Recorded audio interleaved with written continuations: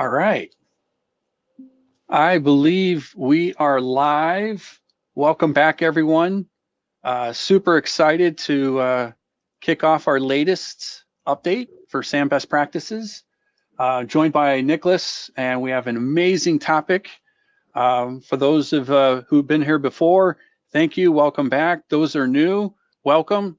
This is it's a great hour of introduction on what's happening inside of Flexera's ITAM.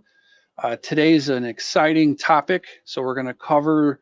Nicolas is going to cover the, what we've been talking about in some of the prior best practices, and then we'll also talk about what's new for Flexera One ITAM. We've got some AI entitlement ingestion. Many of our customers have been looking for an AI approach to all things ITAM. So that's super exciting. And I believe we have some updates for 2025 R1, and we'll cover that. So without further ado, welcome, Nicolas. It is so great to see you. Great to have you here today. Thank you. Thanks, Mark, for having me. And yeah, always a pleasure to be in touch with Flexera customers and give you an update on the. Today we will focus on what's new in Flexera One ITAM 2025 and R1, and discuss a little bit about the on-premises version that also got released in June.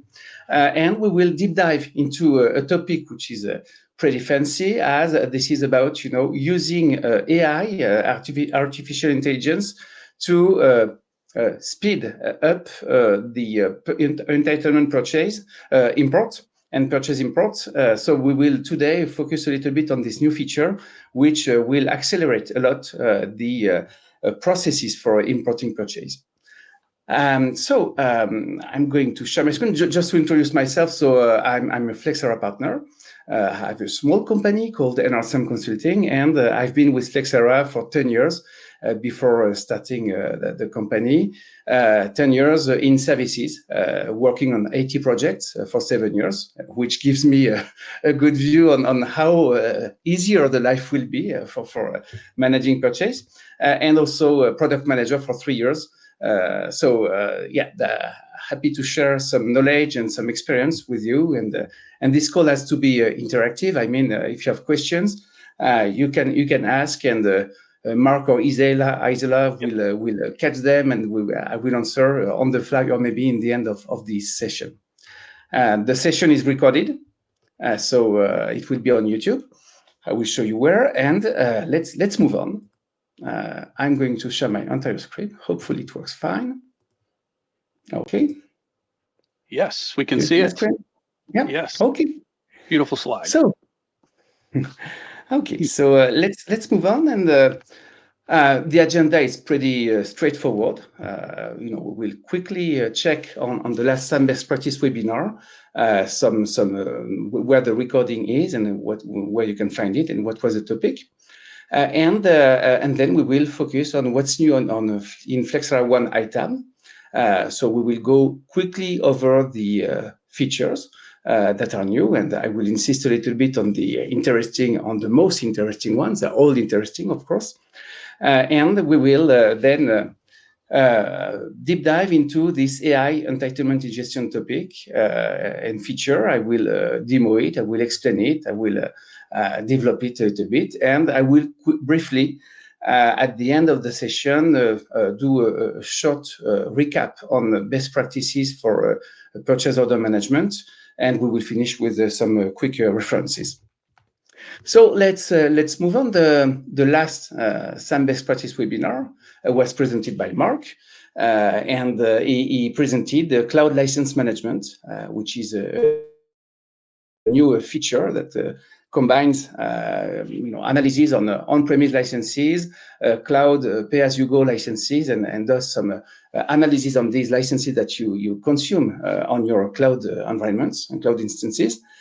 So that you can find the full recording on YouTube, just like so. This is the recording. This is the pointer to the precise recording. But if you go to YouTube, there is a playlist which is called the SAM Best Practice Flexera webinars, and you can find all of these recordings knowing that it started a while ago, but this is still very relevant. And this is all about, specific items on the best practices, specific items such as, managing Windows Server optimization, managing unrecognized applications, what's new, and the new features description. So you can probably find a lot of answers to your questions. And recently there was a become SAM champion with Flexera technology with 5 webinars that addressed all the topics from the bottom of the pyramid, which is starting and being reliable in terms of item data, to the top, which is delivering value and optimization. So please access this this resource. It's a useful one. And the last one that you will find on top is the last webinar that Mark presented. I'm maybe going to stop my camera just to okay, and let's move on in the presentation. So let's start with the the new feature that got released. And here what I'm showing is the FlexNet Manager, actually what's new page. And again, I will show a little bit, but you have a very useful site, which is called docs.flexera.com. And in this site, if you pick up, whatever product, but here I would just pick up FlexNet Manager on-premise, you have a number of documentation, and this, feature or FlexNet Manager suite feature by release will give you the details on each of the feature that you can find. Of course, if I go back and pick up Flexera One and go to ITAM, you will see here, month by month, which are the new features for all the cloud customers.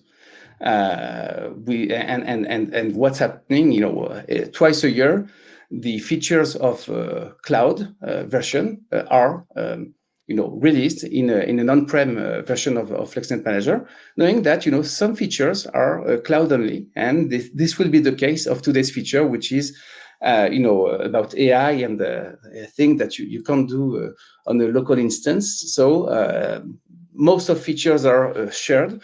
Some very seldom features are specific to cloud, and that's what we will see today during this AI ingestion presentation. Okay, so let's start with the new features. So Nutanix, very important thing. You may have heard that VMware got some nasty changes in their licensing metrics, and the cost for most of large organizations raised by 30%, 40%. So they mixed a nasty combination of a new core, new core metric. And we had a full SAM best practice webinar on that, actually, back in June of 2024. And they combined that with a forced bundling, with an aggressive pricing, but still, more expensive than standalone products. And guess what? Nutanix is getting more and more traction for managing clusters and virtualization for most of customers I know. That's one of the big projects, moving from VMware to Nutanix, or eventually negotiating with VMware in a correct way to avoid the pain of the new rules that Broadcom initiated. So there is a new Nutanix Acropolis hypervisor connector that you can use from the beacon for both on-premise and cloud version of ITAM. And this connection will create, just like the vCenter connection, will create the clusters, will also create the hypervisors, the hosts, and will manage the links between hosts or clusters, hosts, and virtual machines.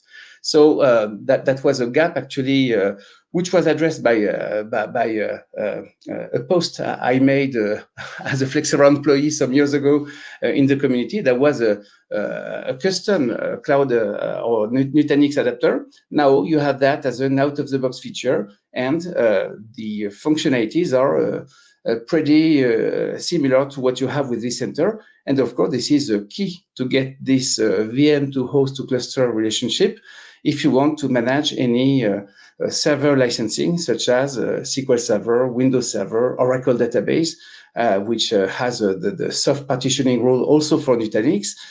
You need these links, and you get them now out of the box. We have some other, more technical features about Microsoft 365 GCC high adapter. This is for US government customers. You have some extensions and enhancements on the Flexera Kubernetes agent. So you can specify the cluster name. And the big one, actually, you can now, or the agent, when run on the Oracle Cloud Infrastructure, will flag the virtual machines as being OCI. So it's important when you have an Azure or Google Cloud or an Amazon virtual machine, the agent has a way to check, that it is on a cloud instance, and will automatically flag and add the cloud provider name. This is now also the case with Oracle Cloud Infrastructure. There are some numerous improvements of existing functionalities. I highlighted the most important in my view. One is actually a change to supported version of Microsoft SQL and actually there is a compatibility level that you set for Microsoft SQL Server, and the compatibility level has been enhanced. I think it's now 150. It was 120, and this has some quite big performance impact. So good to know.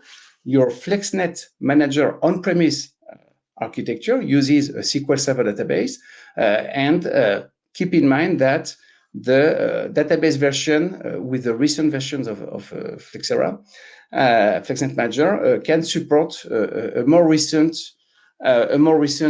compatibility level, which actually gives improved performance. For the rest, I'm going fast across the various items. One is quite important.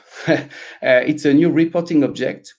Now, when you create a report, if you create a report in the web UI, you can now, when you add the cluster information, you also have some counts for the cluster, which are the total number of virtual machines for Windows Server, for Red Hat Enterprise Linux, and so on. And this helps building some reports that will help you having your Windows Server license consumption optimized, for instance. Heavily loaded clusters with Windows Server are better to be covered in Data Center Edition.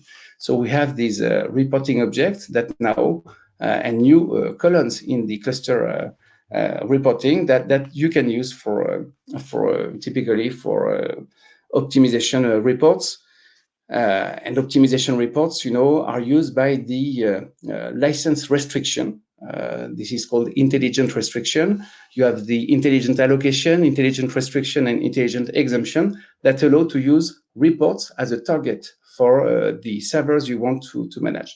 That's one of the features that, as a Flexera partner, now I'm using the most. I was glad to implement it as a product manager, and now I'm using it a lot. So keep this feature in mind, and there are many some best practice webinars where I demoed it. What else? VMware vSAN, that was a gap actually. When the vCenter data collection happens, it collects information about vCenters, about vSphere, including the edition, standard or enterprise, and vSAN was unfortunately not correctly collected, and now you get this additional information. So if you have already your VMware licenses created, keep in mind that inventory now is reliable for vSAN, and maybe it's worth updating some of your licenses to also cover vSAN in terms of license consumption and compliance. That's it. I will spend more on the core topic today, which is AI enhancement, which leads me actually to two features which are specific to Flexera One ITAM. One is the AI entitlement ingestion. I will definitely cover that today. And another one, which is, which was maybe under the radar for some of you, all reports, including SQL built-in reports, are now can be called by the REST API named reports execute. There are a number of REST APIs that allow to extract data from the cloud instances of ITAM. And a limitation at this stage was that only the reports built in the web UI could be called by the REST API and return the result of the report for use, for instance, in a Power BI, data warehouse, for instance, or data lake. Now, the built-in reports, and these reports are often the most sophisticated one. And I was very active in creating this report as a product manager. So everything which is application transparency, showing the raw evidences, that's the one that people were asking the most to be called by the REST API to share Java. What has caused the discovery of Java, and where is it, and what is the installation path, which is really a topic down to the evidence, was not something that was easily extracted from the database. Now you can use in this built-in report called application transparency, you can query this report and any other optimization report, for instance, with the REST API. Okay, so let's move on and maybe start with the next feature and the feature I want to deep dive on today. So this is AI entitlement and purchase ingestion. And let's start with the ugly truth and ugly life of a SAM manager, and that's true, true story. The management of a license position, which is one of the key part of starting some project, has a very painful step, which is importing purchase. Everybody could think it's easy, but no. And just taking an example, this is an Oracle license position I've recently performed for a 25,000 people organization. And I got 900 lines from the procurement tool, which was actually also an Oracle product, Oracle iProcurement. And the extract, you may not see, but this column is empty. This line is empty. This line is empty. The description contains actually the dates for start and end of maintenance. So this is a nightmare. What seems to be very easy is actually very long and time-consuming.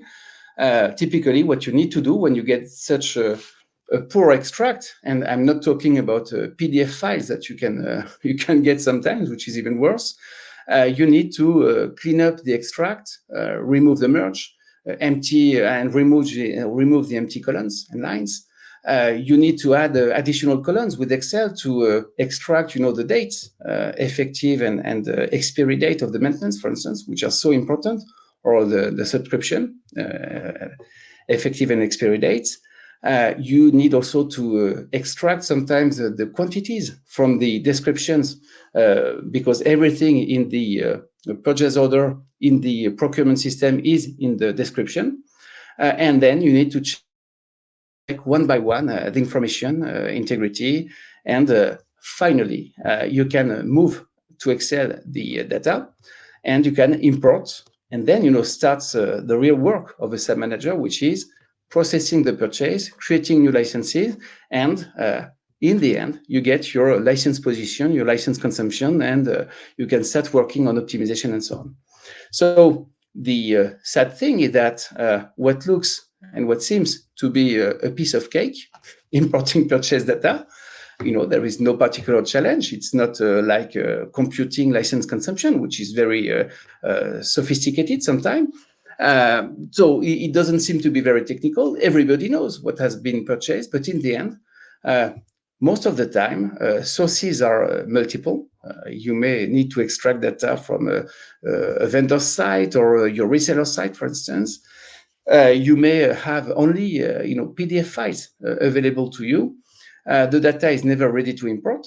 Typically, you need a number of attributes for a purchase that you can find in the procurement or in purchase import template. And it finishes in hours or days of data reprocessing, adding to that the risk of errors.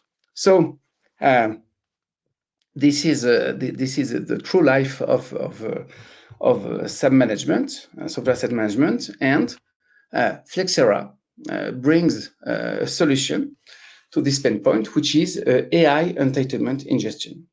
So basically, what every one of us, I'm talking about people who do software compliance, was doing, which is building, clever formulas in Excel to extract, just the string which is containing the dates, and trying to reprocess and make sure that the dates are in the English format, for instance. Everything that was performed manually is now can be supported, and I will show. This is a progressive, onboarding of the feature. Can be supported by artificial intelligence that actually can upload files. I will show that in demo, being PDF, JPEGs, the type of format that you can't at all use if you are doing, some purchase imports, BMP or PNG, and you have a menu, where you can upload the files, multiple files, and then you let the machine do the boring analysis. Probably you will have less creativity in Excel, but it's so faster that the AI, which is trained to recognize from specific and different formats, the AI will actually take the data and format it in a way that can be directly imported in the tool. And then next step, you need to review the suggestions and the sort of proposed import by the AI, and fix potential issues. Let's say with a date, with a link to a contract, which of course was not in the file, in the PDF, for instance. So you can make it better, and then can start the data processing or the purchase processing process, where you will link to licenses. So let's have a short demo of it. Okay, so I'm going to connect to my demo instance, which is actually pretty empty. Okay, so we have no purchase at this stage. The goal is to demo an import of purchase, and you have, in the menus, the data collection input menu and the data imports. So data imports is where an end user, there are ways to do imports from the beacon for inventory data, or with the Business Adapter Studio, which also runs on the beacon if you're a cloud customer. But on the UI, you have these one-off uploads menus that allow you to import pretty specific types of records. So basically, in the out-of-the-box data import, one-off upload, you can import purchase orders, of course, and that's what we discussed today. You can import enterprise groups. I would say the data is so important that I would say it's maybe good to do it from a business adapter, which adds the possibility to create recursively the parents, for instance. So that's not my preferred way of importing enterprise groups, such as location, cost centers, or corporate units. And finally, you can link users to entities through this upload. I would say, as a consultant, the one I'm using the most is this one, of course, which gives you a number of ways of importing data.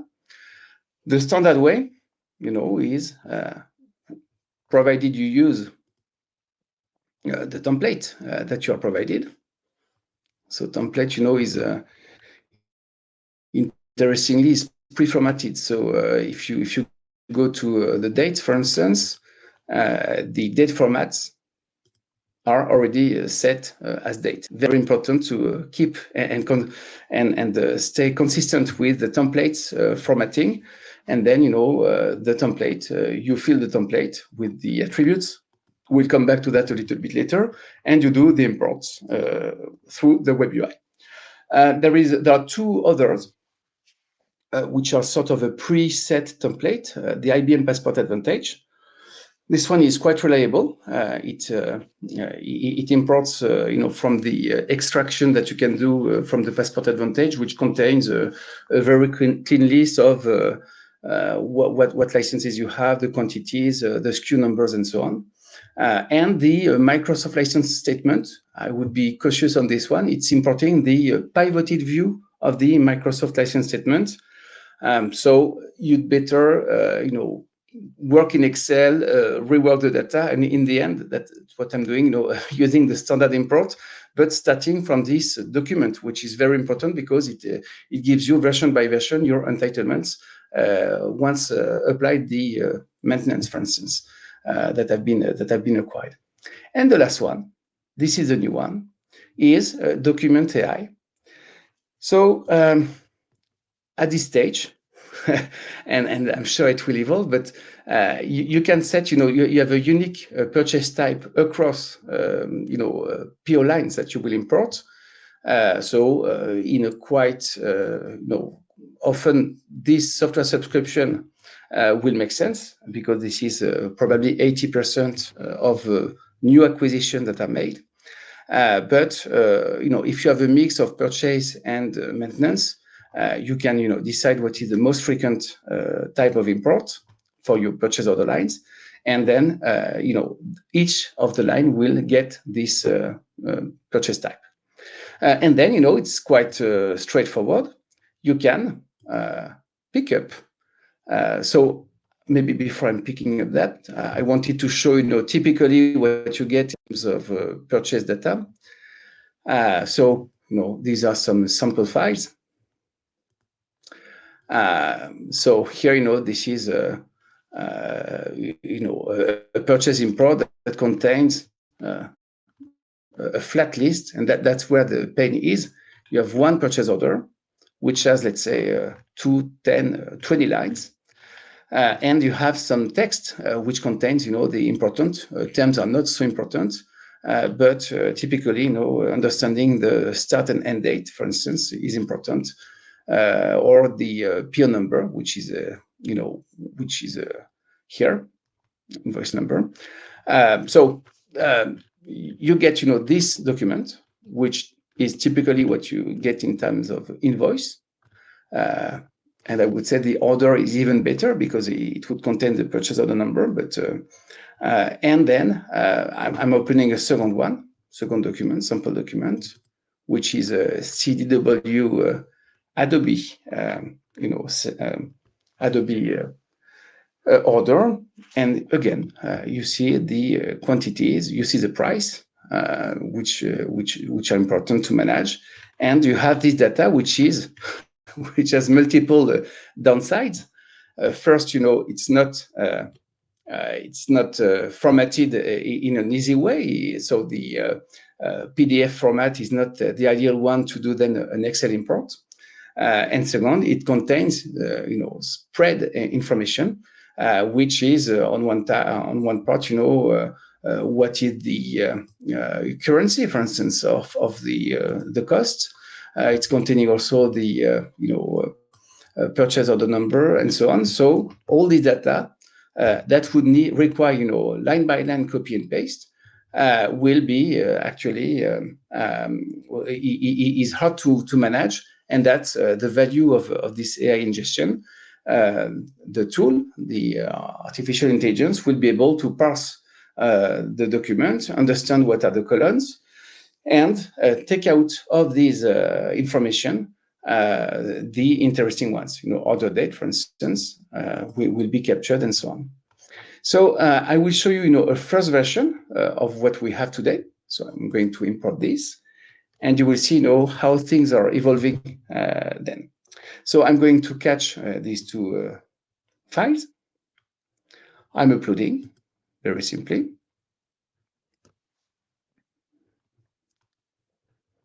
You remember I had no purchase. So if I go to procurement and all purchases, I had nothing. Okay, still nothing.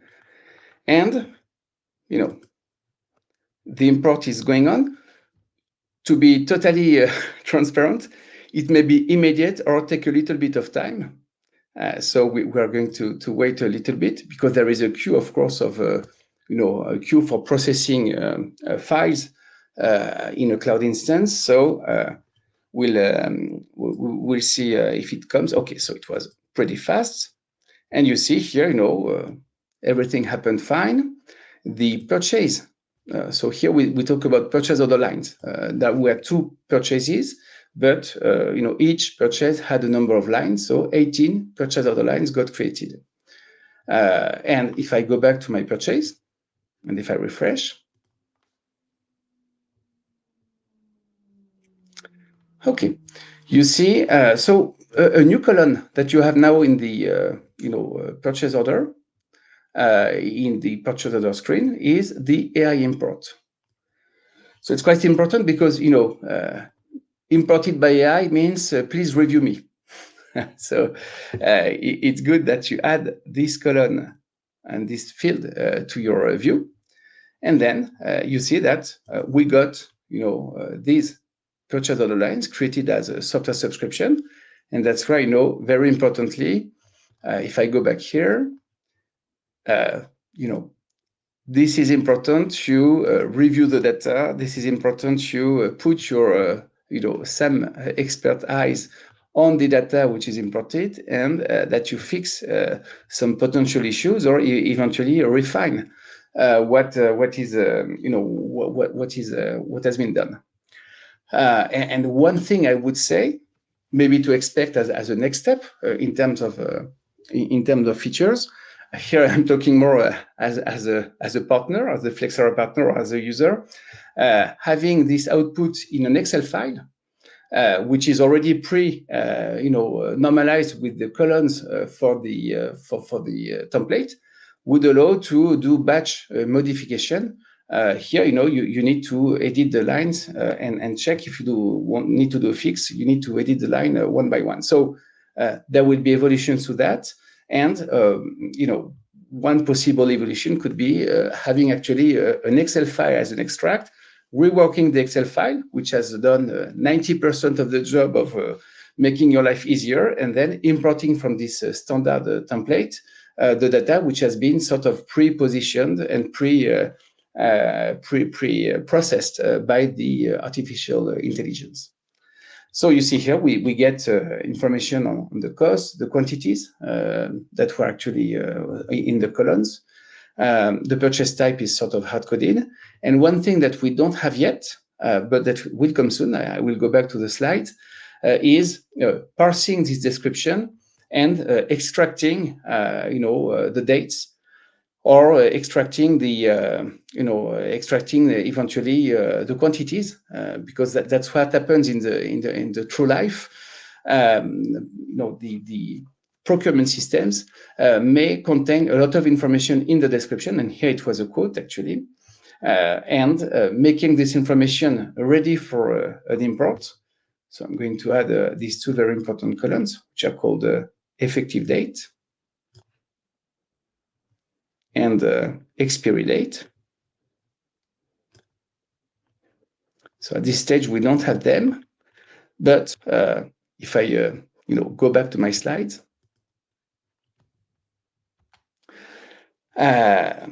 this is the next step, and then I will go back to some questions or maybe technical details.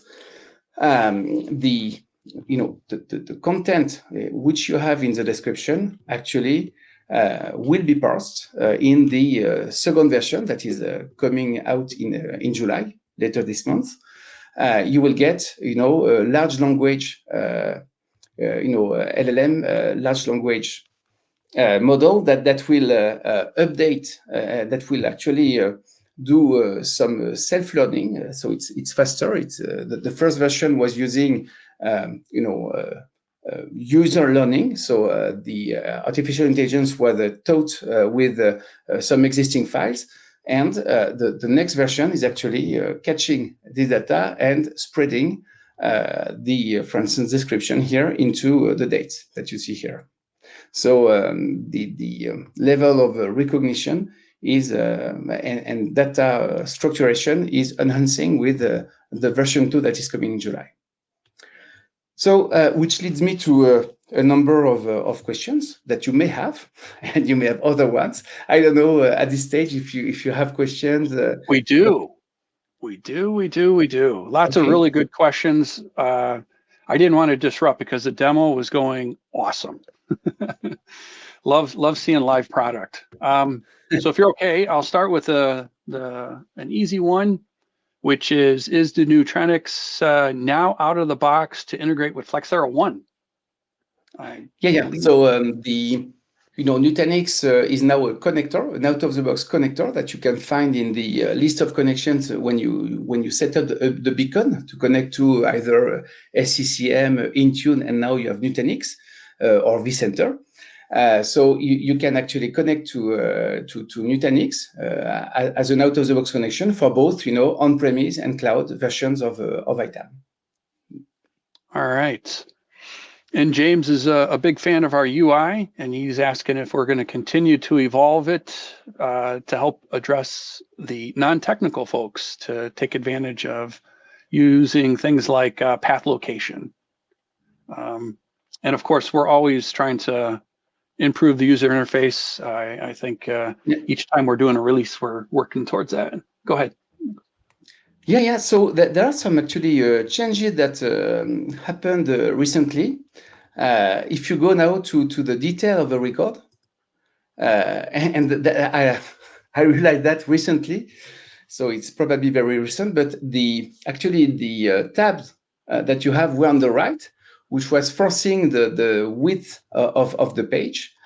So we have made these tabs going to the left, which is a small minor announcement. In the new features, actually, there were some usability announcements related to 508 compliance and so on. So there are some standards on that, and of course we try to enhance the UI.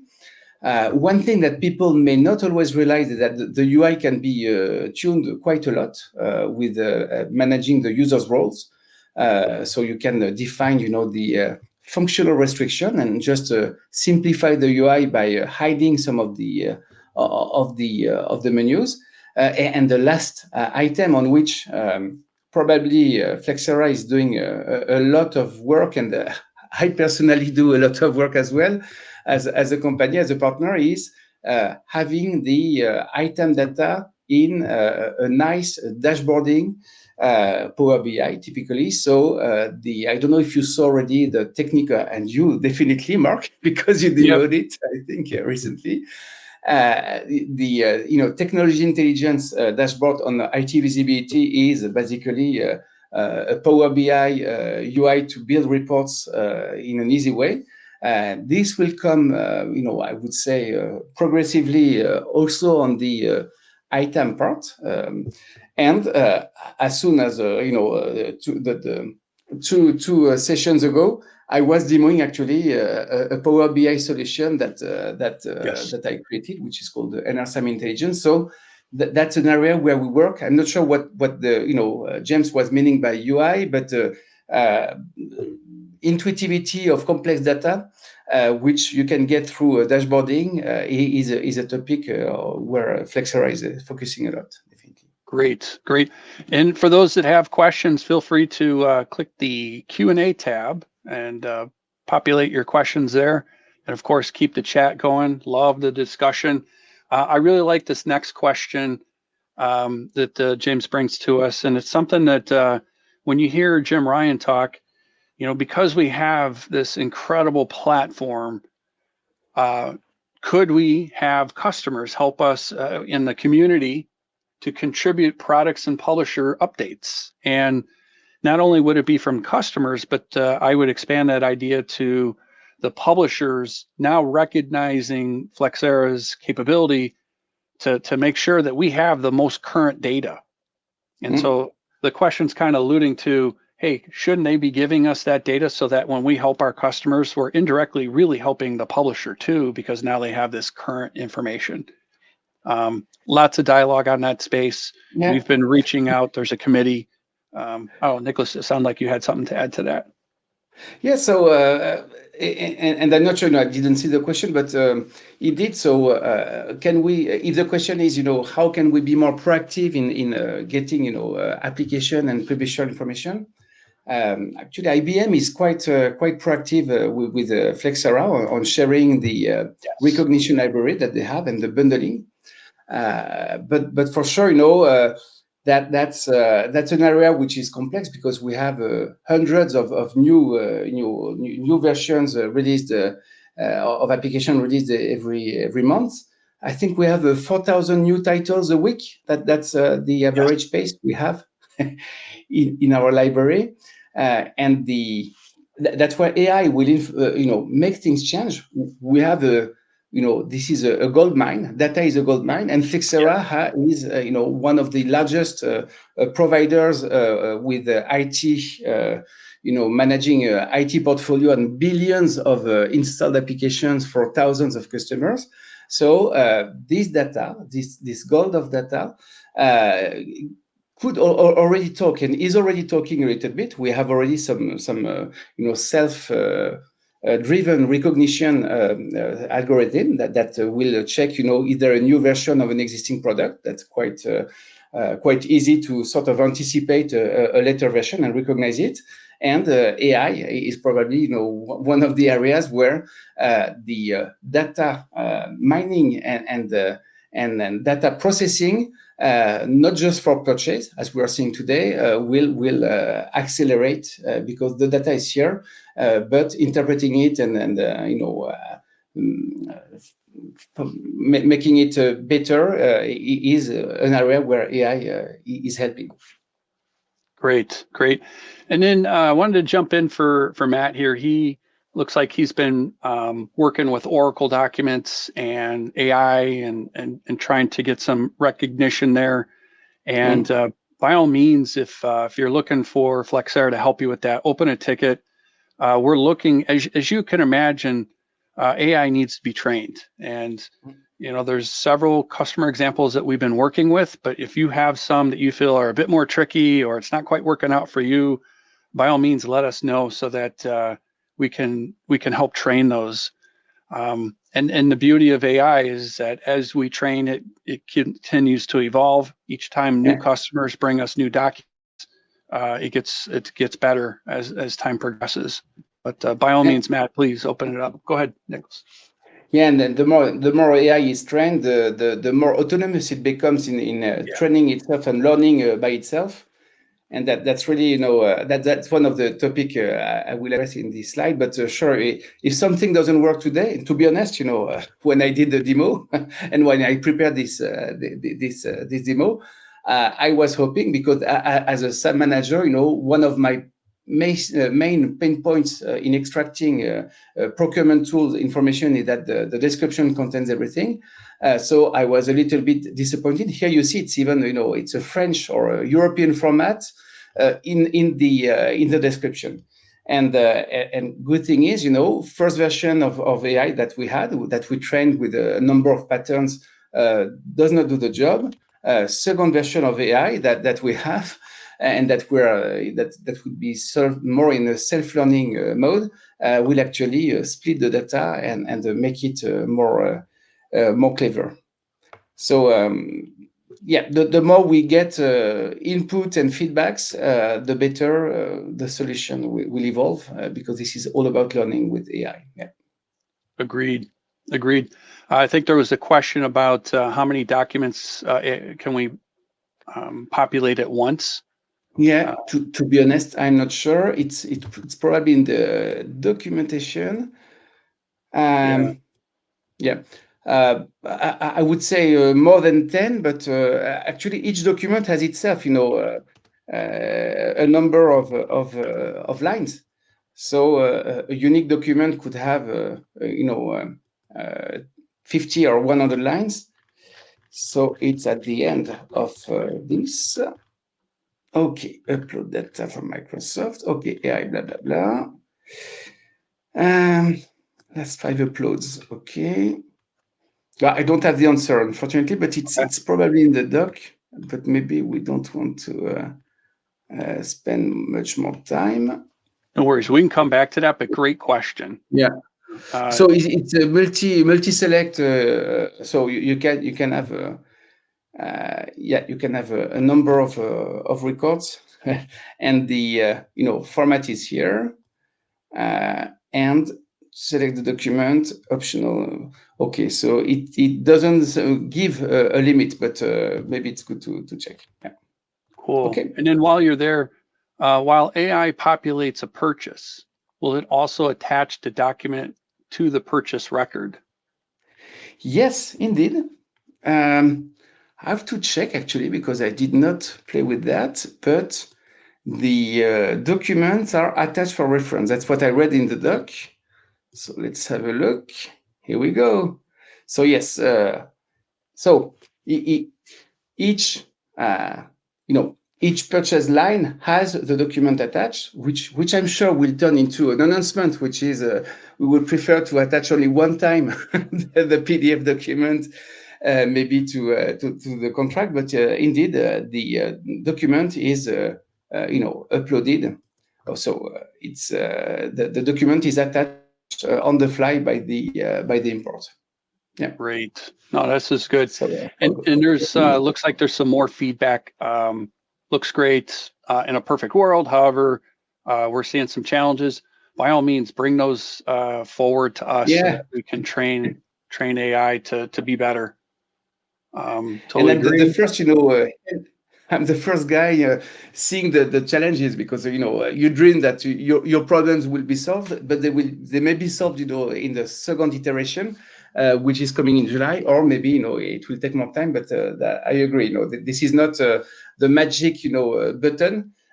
This is a help which is already catching from, let's say, a PDF document or a JPEG and putting just that, putting the data flat in ITAM in a list of purchase is a first step, and then it will be enhanced definitely. Awesome. Okay.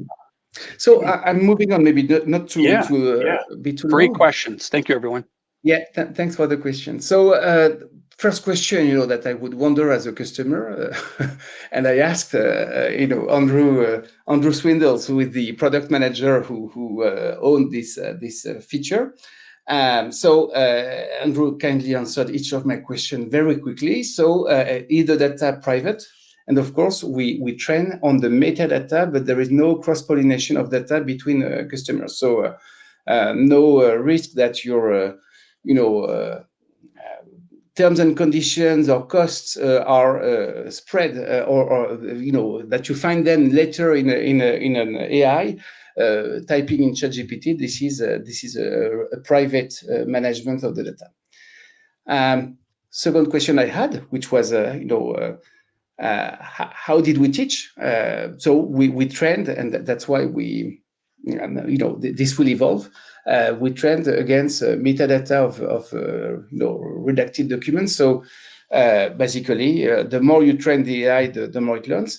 But second step, using LLM, large language model, actually will accelerate the ability of the AI to parse complex strings and sort of make conclusions or suggest things, just like I was showing in the next slide. So the July release will be worth being retested, and probably it will deliver and it will accelerate the value that it's providing. So these are the three questions I had. Maybe some people have others. Otherwise, maybe I will quickly make a short reminder on PO management best practices, because I said, this is crucial and critical. You get good data with your purchase, because of course your entitlements will reflect what you imported, and any mistake or any wrong import will lead into a risk for your organization. So first, the field that you can find in the template. I was opening the template from the one-off upload page. So PO number and PO line number that we call item must be unique. This is the way an update of imported purchase will actually re-update the existing ones. This is if you have the same PO and PO line number. A risk is if you do an import 5 years later and your PO/PO line numbers were not unique, you can override some 5 years old purchase, which is a catastrophe. It's very complicated to roll back such a mistake. So that's why purchase import are worth being done in a test environment, because if you mess up things in production, and let's say override your Microsoft true-up of 2022 with your Microsoft true-up of 2025 because you forgot you constructed a PO number and that was the wrong one. That can be painful. Other item I wanted to mention: publisher is different from vendor. Publisher is typically Microsoft, so be very careful when you import your purchase to give a publisher that matches the publisher list in the application normalization. That the best way people who then will manage and process the purchase will correctly understand what purchase and what applications we're talking about. Vendor is more the reseller. CDW, I was showing an example, or HPS LMS are some vendors, some resellers, but Microsoft or Adobe are definitely the publishers. The purchase type is important. It triggers some automation. If you have imported, let's say, a maintenance, you will not be able to create a new license based on the purchase record when you will process it, because Flexera will tell you, no, this is a maintenance. Please show me the initial purchase, which is imported and already linked to a license, so that I can be a maintenance, a pure maintenance, which is shifting the upgrade until date of the license. So be careful when you import the purchase type. Make sure that you apply software when it's a perpetual license, eventually plus maintenance, a subscription, more and more often the case, or a maintenance which has no right for entitlements. Actually, it's just a right for upgrade for a number of existing entitlements. Has maintenance is an important field which will allow you to have some effective and expiry dates for the purchase, and the SKU number, which helps. This is very helpful to have a SKU in a purchase, because it will help Flexera or ITAM to create automatically a license based on the SKU information if it has been recognized.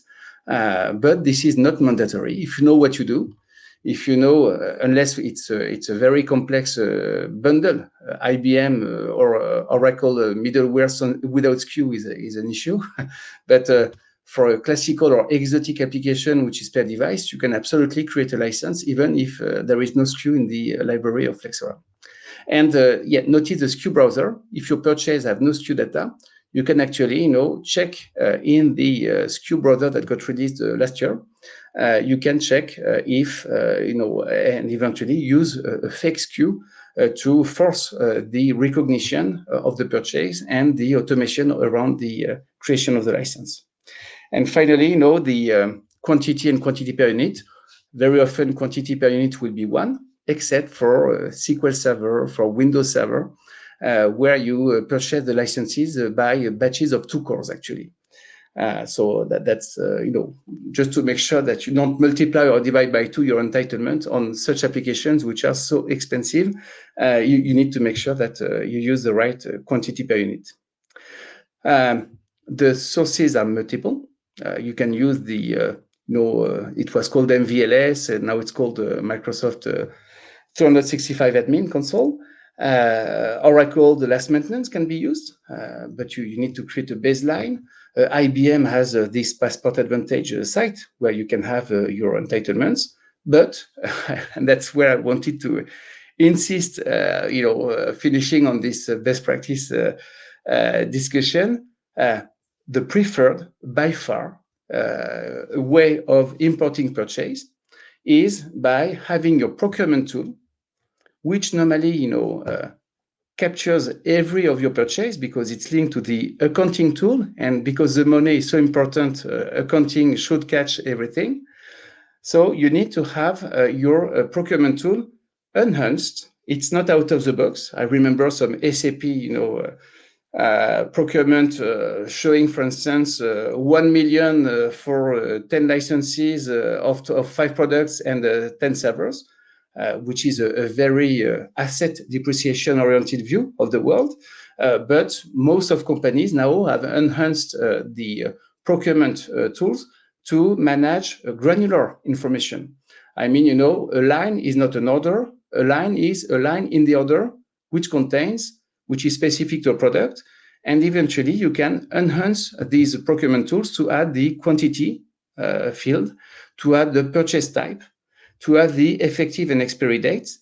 And if you, upstream the import process, if you make your accounting system or your procurement system better, yes, AI will help you, but your procurement tool will help you even more, because that's how you can basically export the data, reprocess it a little bit to put that in the right template, and import that if the data is already normalized to help you in the next step. That will be so easy. So that's where, in my view, when you just have a quote, a PDF quote to import a purchase, I'm happy that AI can help, but it's really an issue because you, as an organization, should have a process from the procurement and the accounting side to catch every single purchase that has been done. And AI will help when you suffer, but help yourself with the right process for managing a purchase. Okay, that's what I wanted to insist on. And maybe just to finish, so let's keep in touch. I'm here also to to show my face to the world. So don't hesitate to contact me if you need help. I'm working today for big banks or big states to help them being successful in ITAM. And my experience, which has been long with Flexera and even longer with ITAM, 25 years in total, can help in making sure that you are successful in your project. So my email is here. Okay, that's all for me today. I don't know if there are other questions, maybe, Isela, or maybe I will actually. Okay, so Mark had to leave because he had a hard stop right now. So at this stage, I don't know, Isela, if you saw some other questions, if you monitored them. Yeah, I'm here. Okay. We may need to wrap in just a minute, conscious of everyone's time. But okay.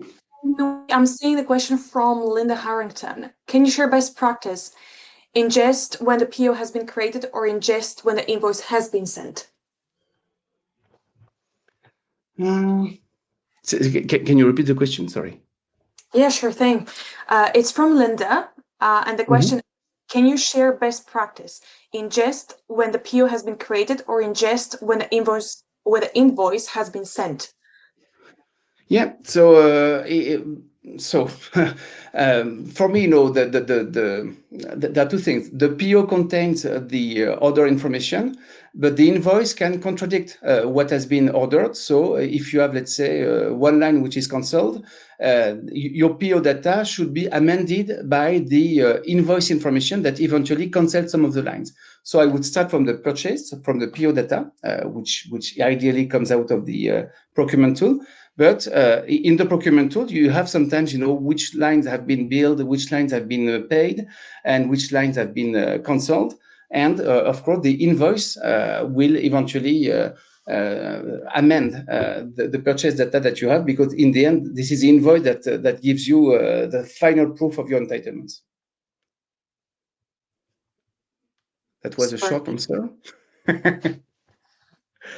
Thank you very much. Conscious of everyone's time, I think we'll have to wrap up. Okay. Everyone, what we'll do after today's session, we'll go through all questions and we'll group them and publish them on community. So stay tuned for these. Thank you so much for joining us today.